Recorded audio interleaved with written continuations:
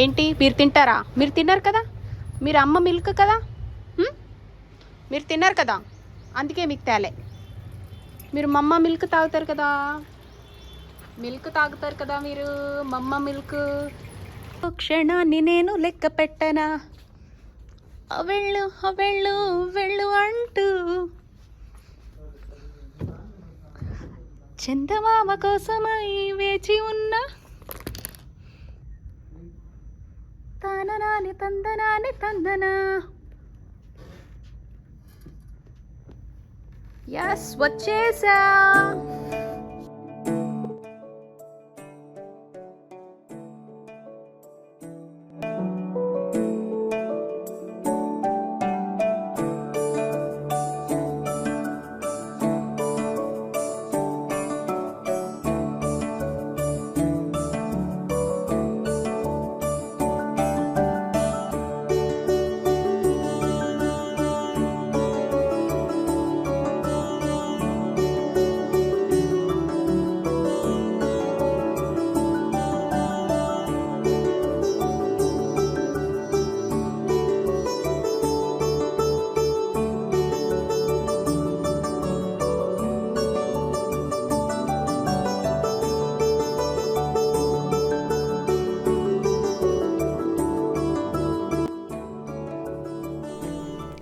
అందరికీ నమస్తే.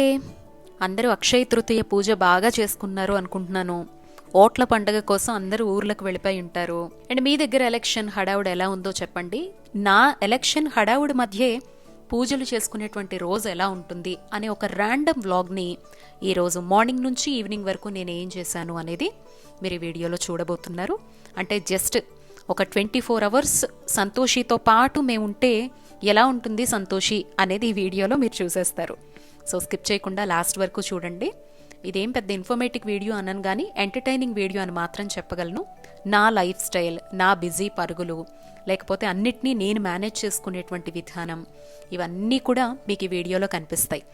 అండ్ అక్షయ తృతీయ పూజ ఎలా చేసుకున్నారు, ఆ రోజు ఎవరైనా సెంటిమెంట్గా ఏవైనా కొనుక్కోవడం లాంటి అలవాటు ఉందా? ఒకవేళ కొనుక్కుంటే గనక మీకు అభ్యంతరం లేదు అనిపిస్తే కింద నాతో కామెంట్ బాక్స్లో షేర్ చేసుకోండి. పూజ ఎలా చేసుకున్నారు అనేది చెప్పండి.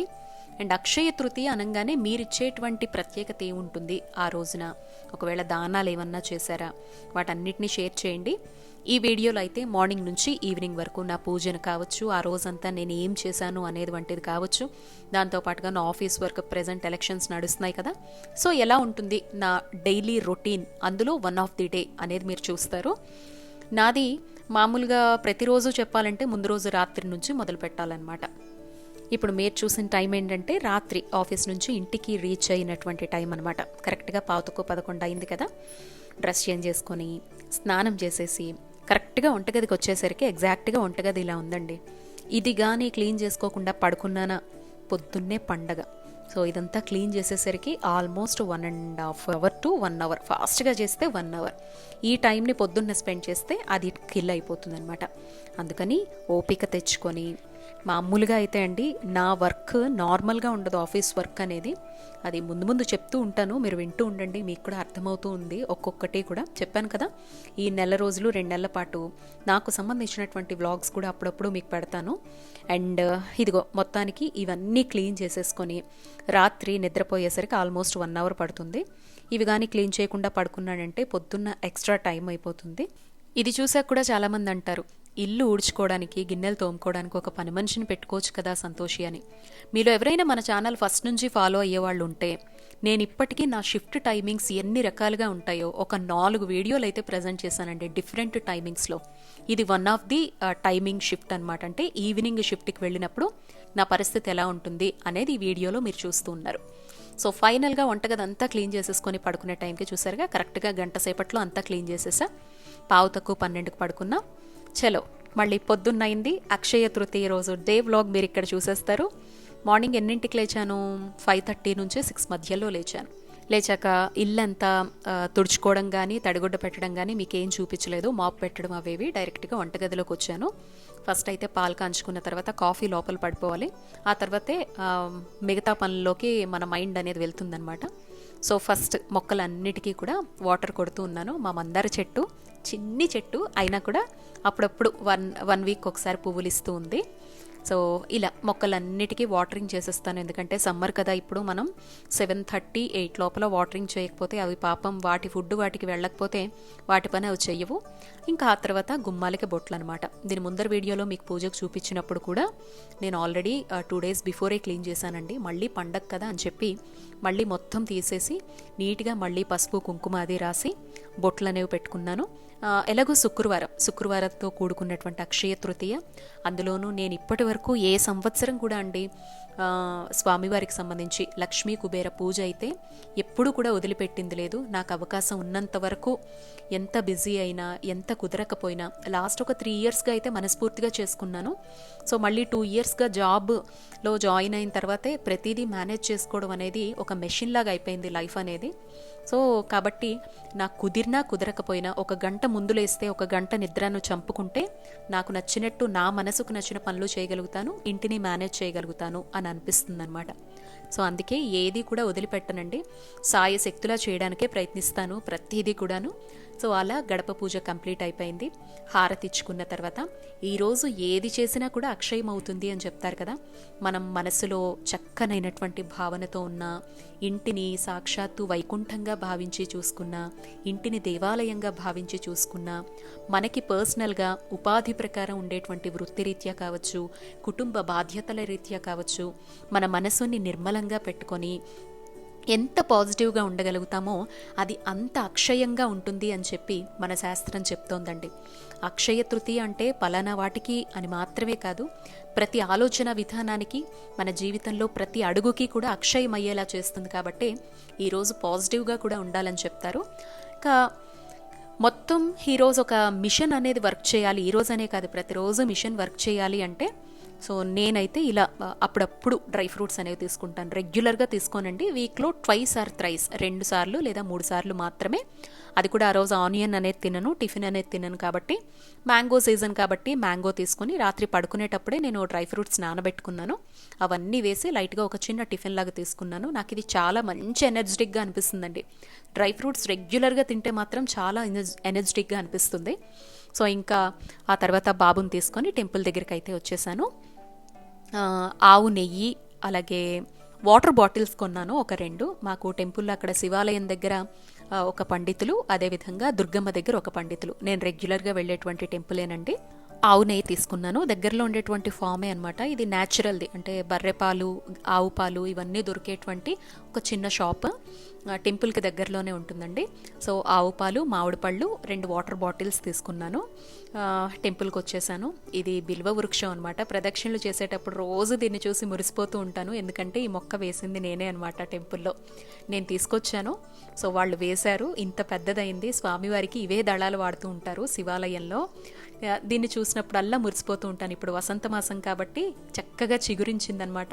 ఎంత ఆనందంగా అనిపిస్తుందో కొన్ని మొక్కల్ని చెట్లని చూసినప్పుడు. ఆలయంలో మనం ఇచ్చినటువంటి ఆకులు స్వామివారికి రోజు అభిషేకంకి వెళతాయి, స్వామి అర్చన అందుకుంటారు అంటే దాన్ని చూసి మురిసిపోతూ ఉంటానన్నమాట ప్రదక్షిణ చేసేటప్పుడు. ఇంకా ఆ తర్వాత ఇదిగో నా బంగారు తల్లి. ప్రతిరోజు ఒక్కరోజు చూడకుండా ఉండలేనండి, వెంటనే కల్లోకి వచ్చేస్తుంది అని అనిపిస్తుంది. రాలేదు ఈరోజు అన్నట్టుగా. నెలలో ఒక 5 days వెళ్ళను. ఆ 5 days అయితే టెంపుల్కి సంబంధించిన గ్రూప్ ఉంటుంది. ఆ గ్రూప్లో ప్రతిరోజు ఏ అలంకారంలో ఉందా అని చూసి మురిసిపోతూ ఉంటానన్నమాట. సో అంత అమ్మని చూడకుండా ఉండలేను. రేపొద్దున్న ఎక్కడికైనా వెళ్ళాల్సి వస్తే దూరం అయితే ఎలా అమ్మ నిన్ను వదిలి ఉండేది అని అనుకుంటూ ఉంటాను. రోజు అదే మాట కూడా చెప్పొస్తూ ఉంటానన్నమాట. ఇంకా ఆ తర్వాత గోశాలకు వచ్చానండి. అక్కడే మాకు ఆకుకూరలు అనేవి అమ్ముతారు. ఇవన్నీ డిఫరెంట్ తింటాయో లేదో తెలీదు, అందుకే తోటకూర ఒక్కటే కొని తెచ్చాను. ఒక్కోసారి క్యారెట్ తెస్తాను, ఒక్కోసారి బెండకాయ తెస్తాను. అవి తప్ప మిగతావన్నీ తింటాయో లేదో తెలీదు. ఇవన్నీ గిర్రావులు. ఇందులోనే కపిల గోవు కూడా ఉంటుంది. ఎంత బాగా చూసుకుంటారో. ఇక్కడ 2 కూలర్స్ ఉన్నాయి, వీటిని అల్లారు ముద్దుగా చూసుకుంటారు. వీళ్ళైతే పక్కనే వీళ్ళది సిల్వర్ అండ్ గోల్డ్ షాప్ ఒకటి ఉంటుంది, వాళ్ళదనమాట ఈ ఫామ్ అనేది. ఎంత బాగుంటాయంటే న్యాచురల్ గోవులు. ఇంకా ఇంటికి వచ్చిన వెంటనే మన హనుమాన్జీ దర్శనం ఇచ్చారండి. యాక్చువల్లీ మాకు హైదరాబాద్లో కోతులు కనపడటమే చాలా అరుదు. ఎందుకో మరి ఈరోజు నాకు అర్థం కాలేదు. ఇంటికి వచ్చి బైక్ పార్క్ చేసి పైకి వెళతాను అనగా వెంటనే నాకు స్వామివారి దర్శనం అనమాట. అక్కడ చెట్టు దగ్గర మామిడి పళ్ళు కాస్తే మా కింద గార్డెన్లో అవి కూర్చొని తింటుందన్నమాట ప్రశాంతంగా. ఒకటి ఇవ్వంగానే ఇంకొకటి అది కూడా తింటూ ఉంది. ఇంకా ఆ తర్వాత మరి అక్షయ తృతీయ కదా, ఒక చిన్న వస్తువు అయినా కొనుక్కోవాలి అని మనసు లాగేస్తూ ఉంటుంది కదా, ఏం చేయను అని ఆలోచించా. ఈ మధ్య అయిన విపరీతమైన ఖర్చుల వల్ల నా దగ్గర అయితే అంత బడ్జెట్ లేదు, బంగారం కొనే రేట్లో కూడా లేదు, ఒక రేంజ్లో ఉంది. సో బాబు హుండీ కనపడింది. సో 6 monthsకి ఒకసారి, అంటే ధనత్రయోదశికి ఒకసారి, అక్షయ తృతీయకు ఒకసారి, ప్రతీ నెల అందులో ఎంతో కొంత మొత్తం నేను వేస్తూ ఉంటాను. మా అత్తయ్యో మా మరిదో వాడికి పాకెట్ మనీ ద్వారా ఎవరు ఏది ఇచ్చినా దాన్ని తెచ్చి హుండీలో వేసుకుంటూ ఉంటాడు వాడు. సరే ఈ హుండీలో డబ్బులు అలాగే ఉంచే కన్నా తీసుకువెళ్ళి ఒక కాయిన్ కొనుక్కుంటే అది ఒక లాభంగా ఉంటుంది, వస్తువు వచ్చినట్టు అవుతుంది అక్షయ తృతీయ రోజా అని చెప్పి అప్పటికప్పుడు అనుకుని హుండీ ఓపెన్ చేస్తే అందులో 11,000 ఉందండి. సో నేను ఒక 4,000 కలిపాను. చూసారుగా ఆ పేపర్ మీద లాస్ట్ ఇయర్ కరెక్ట్గా మొన్ననే ధనత్రయోదశి అప్పుడు కొంటే 10,200 ఎంతో పడింది. సో ఇప్పుడు చూస్తే మీరు చూడండి బిల్లు చూస్తే మీకే అర్థమవుతుంది. ఒక 2 grams అనమాట, 24 క్యారెట్ది తీసుకున్నాను. అది తీసుకొని ఇంటికి వచ్చేసాను. సో వచ్చిన వెంటనే ఇంకా వంట పని కదండి, ఇవన్నీ అయ్యేసరికి ఆల్మోస్ట్ టైము ఒక రేంజ్లో అయిపోయింది. గబా ఇంటికి వచ్చిన వెంటనే వంట చేయాలి. దొండకాయ వేపుడు చేశాను, అలాగే మునక్కాడలతో పప్పుచారులాగా కాసాను అనమాట. ఆ తర్వాత వడియాలు వేయించేశాను. బాబు దద్దోజనం అని అంటూ ఉంటే దద్దోజనం చేశాను. ఇది బాటిల్స్ అండి, పూజారి గారులు ఇద్దరికి ఇవ్వడం కోసమని తీసుకున్నటువంటి బాటిల్స్. మీకు ఇందాక చూపించలేదు అని చెప్పి చూపిస్తున్నాను. అలాగే పుణ్యక్షేత్రాల కోసం కొత్త హుండీ పెట్టాలి కదా, అక్షయ తృతీయ నుంచి పెడదామని వెయిట్ చేసి వచ్చినప్పుడే ఆ బాటిల్స్ కొన్నప్పుడే నేను ఆ హుండీని కూడా కొనుక్కున్నాను అనమాట. ఇది కాయిన్ అండి, 2 grams కాయిన్. ఇదంతా వాడు పాకెట్ మనీతో చేర్చి పెట్టుకుంటున్నది. ₹1 ఇచ్చినా చేంజ్ తీసుకువెళ్ళి అందులో వేసుకుంటాడండి. పిల్లలకి మనం ఇప్పటి నుంచే పొదుపు నేర్పిస్తే ఆ పొదుపు వల్ల వాళ్ళు సొంతం చేసుకున్న వస్తువుని రేపు పెద్ద అయ్యాక చూసుకుంటే అది మనం మాటల్లో చెప్పలేం. ఈరోజు మనం మన చిన్ననాటి అనుభూతుల్ని ఎలా అయితే తలుచుకుంటామో వాళ్ళకి వాళ్ళ చేతికి ఒక వస్తువు చేరినప్పుడు ఆ వస్తువుని పదే చూసుకున్నప్పుడు తప్పకుండా అదొక మంచి మెమరబుల్గా ఉండిపోతుందండి. చూసారుగా బిల్ లాస్ట్ ఇయర్ మొన్ననేనండి సెప్టెంబర్ టైంకి కొనేసరికి 10,000 ఉన్నది. ఇప్పుడు ఈ టైంకి అంటే లాస్ట్ ఇయర్ కరెక్ట్గా ఇదే టైంకి ఇదే 24 క్యారెట్తో గోల్డ్ కాయిన్ ఒకటి కొన్నాను. ఆ బిల్లు మీకు చూపించా, 12,000 ఉంది. ఇప్పుడు కొంటే 15,000 చిల్లర ఉంది. జస్ట్ ఒక 4 to 5 months గ్యాప్లోనే 3,000 వరకు మనకి తేడా కనపడిందంటే అసలు గోల్డ్ అనేది ఏ రేంజ్లో ఉండబోతోంది అనేది. అందుకేనండి మన ఛానల్లో అయితే గోల్డ్ మీద అవగాహన కల్పిస్తూ ప్రతి ఒక్కరూ పొదుపు వైపు వెళ్ళాలి, బంగారం కల సాకారం చేసుకోవాలి అని చెప్పి అవగాహనతో ఎవరు చూసినా చూడకపోయినా వీడియోస్ అయితే ప్రజెంట్ చేస్తూ ఉన్నాను. ఇంకొక 2-3 వీడియోస్ అయితే ఉన్నాయి, వాటిని కూడా వేస్తానండి. సో ఈ మధ్య నేను విజిట్ చేసినటువంటి ఒక షాప్కి సంబంధించి కూడా మీకు ఎప్పుడు ప్రతి వీడియో ఉపయోగపడాలి అనేటువంటి ఉద్దేశంతోనే వ్యూస్ వచ్చినా రాకపోయినా నా వంతుగా అయితే ప్రయత్నం చేస్తూ ఉన్నాను, వీడియోస్ పెడుతూనే ఉన్నానండి. ఇలా మొత్తం అన్ని పనులు కంప్లీట్ అయిపోయిన తర్వాత ఒక టైమింగ్ అనేది పెట్టుకోలేకపోతున్నానండి. ఎందుకంటే నాకు ఈవినింగ్ షిఫ్ట్ అయిపోతుంది. దానివల్ల ఒక పర్ఫెక్ట్ టైంలో పూజ చేద్దాము అన్న నిద్ర ఉండదు. నిద్ర లేకపోతే రోజంతా అది ఎఫెక్ట్ పడుతుంది. పైగా నా ఫీల్డ్కి గ్లామర్, కనీసం మొహం కొంతలో కొంతైనా నీట్గా కనపడకపోతే అట్లీస్ట్ మెయింటైన్ చేయకపోయినా పర్వాలేదు, ఆ కళ్ళు లాగేసి మొహం లోపలికి వెళ్ళిపోయి చాలా వీక్గా ఉంటే అస్సలు బాగోదు. అందుకే భగవంతుడికి తెలియంది ఏది కాదు, ఈ పరిస్థితులు అన్నీ ఇచ్చింది కూడా భగవంతుడే. దాన్ని మేనేజ్ చేసుకోగలగటం నా మీద భారం పెట్టాడు కాబట్టి ఆయన మీద దృష్టి పెట్టుకుంటూ అమ్మ మీద ధ్యాస పెట్టుకుంటూ ఎంతవరకు పూజ చేశాను. ప్రతి సమయము నీదేనమ్మా, ప్రతి గంట నీదేనమ్మా, ఈ 24 గంటలు ఈ జీవితం అంతా మీరేనమ్మా ఇచ్చింది అనేటువంటి భావనలో ఇప్పుడు నా పరిస్థితి ఇలా ఉంది కాబట్టి చేసుకుంటున్నాను. ఇంట్లో ఉండేటప్పుడు ఇదివరకు అయితే పొద్దున్న 6 గంటల లోపల పూజ, ఇటువంటి వ్రతాలు కావచ్చు లేదా సాయంత్రం సంధ్య సమయంలో, మొన్నటి వరకు కూడా ఈవినింగ్ షిఫ్ట్స్ లేనప్పుడు అంటే మధ్యాహ్నం జనరల్లో వచ్చేసేటప్పుడు సాయంత్రం ప్రదోష కాలంలో వ్రతం చేసుకునేదాన్ని అని చెప్పి ముందు వ్లాగ్స్లో కూడా మీతో షేర్ చేసుకున్నా. అలా మొత్తానికి ఉన్నంతలో చక్కగా అమ్మ పూజ అయితే మనస్ఫూర్తిగా చేసుకుంటానండి. పూజ చేసుకునేటప్పుడు అన్నీ సిద్ధంగా పెట్టేసుకుంటాను. అక్కడి నుంచి లేవకుండా చేసే 10 నిమిషాల పాటు ధ్యాసతో పూజ చేసుకుంటాను. ఆ తర్వాత ఈవినింగ్ 5 నుంచి 6 మధ్యలో ఆఫీస్కి స్టార్ట్ అయ్యాను. ఇవాళ లేట్ అయిపోయాను, యాక్చువల్లీ 4:30 to 5 మధ్యలో ఉండాలి. బట్ ఇవన్నీ అయ్యేసరికి లేట్ అవడం వల్ల నేను 8 o'clock బులెటిన్కి అందుకోవాలి. ఇదిగోండి మెట్రో స్టేషన్ దగ్గర, కనీసం ట్రైన్లో అన్నా కాసేపు కూర్చుందామని అనుకునేసరికి ఏంటబ్బా ఇంత విపరీతమైన క్రౌడ్ ఉన్నారు, అసలు ఎప్పుడు ఇంతమంది జనాల్ని చూడలేదే. నేను మార్నింగ్ జనరల్ షిఫ్ట్లో అయితే చూస్తాను హైటెక్ సిటీ వైపు అనుకున్నాను, కానీ అప్పుడు గుర్తొచ్చింది మనకి ఎలక్షన్స్ పండగ ఉంది కదా, దీనికోసం అని చెప్పి ఇంకా ఊర్లోకి వెళుతున్నారనమాట. ఫ్రైడే ఈ రోజు వెళ్ళిపోతే సాటర్డే సండే అనమాట, 2 days వీకెండ్ ఎంజాయ్ చేస్తారు. మొత్తం సాఫ్ట్వేర్ కావచ్చు, అండ్ గవర్నమెంట్ కూడా హాలిడేస్ అనౌన్స్ చేసింది కాబట్టి ఇటు తెలంగాణ అటు ఏపీ. సో అందరూ ఇంకా సికింద్రాబాద్ రైల్వే స్టేషన్కి వెళ్ళడానికి ఒక రేంజ్లో ఉందన్నమాట క్రౌడ్ అయితే. మీలో ఎంతమంది ఊర్ల కోసం వచ్చారు అనేది కూడా నాతో షేర్ చేయండి. అండ్ ప్రతి ఒక్కరూ కూడా ఓటు హక్కును వినియోగించుకోండి. న్యాయబద్ధమైనటువంటి ఓటుని, ధర్మబద్ధమైనటువంటి ఓటును వేసి మన భవిష్యత్తు కోసం మనం చక్కనైనటువంటి నిర్ణయం తీసుకోవాల్సినటువంటి సమయం అండి. మనస్ఫూర్తిగా మీకు ఎవరు వస్తే బాగుంటుంది అని అనిపిస్తే వారికి ఓటు వేసి మీ ఓటు హక్కు అయితే వినియోగించుకొని భరతమాత మనకిచ్చినటువంటి ఒక ధర్మబద్ధమైనటువంటి అవకాశాన్ని సద్వినియోగం అయితే మాత్రం తప్పకుండా చేసుకోండి. ఎంతమంది ఓటేస్తున్నారు అనేది కూడా తప్పకుండా నాతో కింద కామెంట్ బాక్స్లో షేర్ చేయండి. మొత్తానికి స్టూడియోలోకి వచ్చేసాను. స్టార్టింగ్లో పెట్టాను కదా, ఏదో ఒకటి నన్ను నేను యాక్టివ్ చేసుకోవడం కోసం ఇట్లా కూని రాగాలు తీసుకుంటూ వచ్చేస్తాను. అండ్ మా ఫీల్డ్లో పాట పాడుతూ ఏదో ఒక హమ్ చేస్తూ ఉండడం అనేది మాకు బాగా అలవాటు అండి న్యూస్ ప్రెజెంటింగ్లో. అది ఈటీవీ నుంచి కూడా నాకు అలవాటు అయిపోయింది.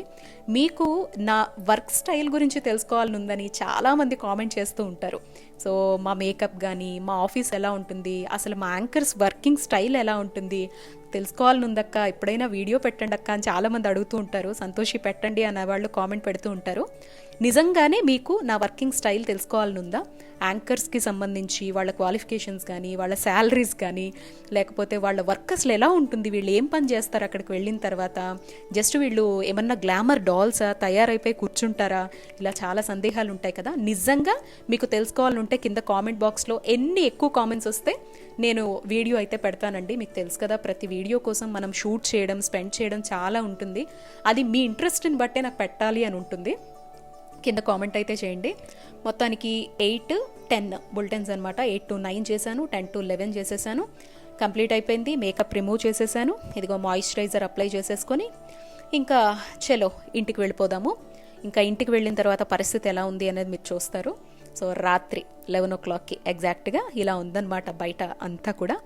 చూసారుగా, పొద్దున్న లేచినప్పటి నుంచి రాత్రి పడుకునే వరకు నా పరుగుల జీవితం ఎలా ఉంటుంది.